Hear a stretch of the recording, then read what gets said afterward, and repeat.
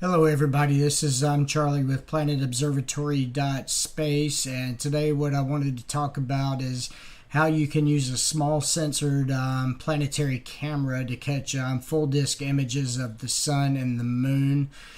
This will be especially useful with the two eclipses coming up, or if you just want to in general be able to make whole disk images of the moon or the sun.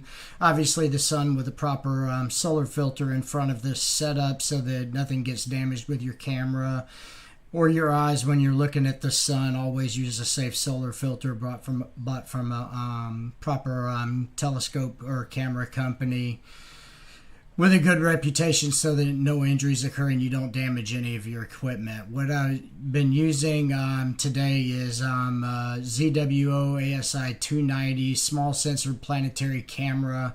As many of you know, with a camera like this, even with a very short focal length telescope, you still don't get full disk images of the moon or the sun. Typically get half or less of the sun in the field of view, even with a fairly short refractor telescope.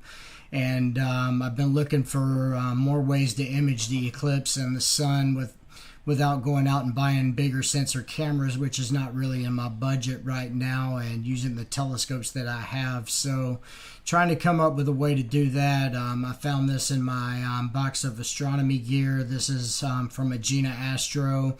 It's an 8 to 24 millimeter zoom eyepiece that has T-threads on it up here. So was thinking that possibly I could attach the camera to this eyepiece and be able to get a bigger view of the sun from there. So what we do is this, obviously the nose piece from these ZWO cameras, and this will work with your Player One cameras and several others as well. You remove the nose piece and just simply screw the camera onto the T-threads. Fumble fingers right here.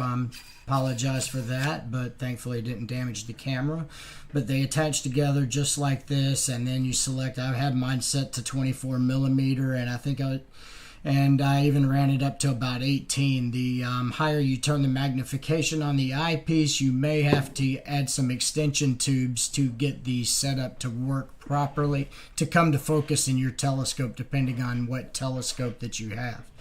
But what we were going for is this is what our view normally looks like with the 290 camera with my 600 millimeter focal length, 80 millimeter aperture Orion telescope, and we wanted to get a full image of the sun. So we tried out putting this eyepiece in the middle, and what we end up with is this right here.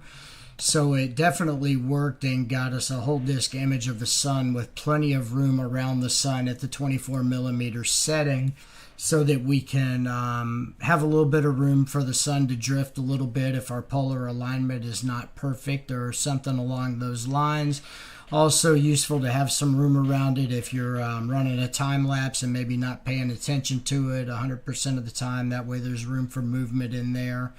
And during the total eclipse upcoming next year, a little bit of extra room to get some pictures of the corona and stuff like that. So this I think will be helpful to me during these eclipses, so that I can run an extra camera without having to go run and buy a shorter telescope, or having to get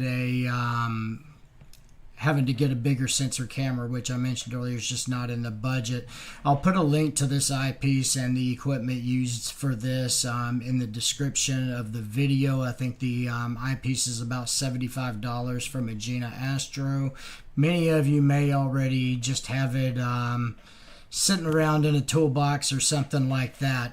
If you find the video useful, or if you enjoy the other content on the channel, please take a look at that content. If you enjoy the channel, please subscribe, ring the bell on it so you can get notifications, and share the video. Hope this helps somebody out. Thank you very much for watching.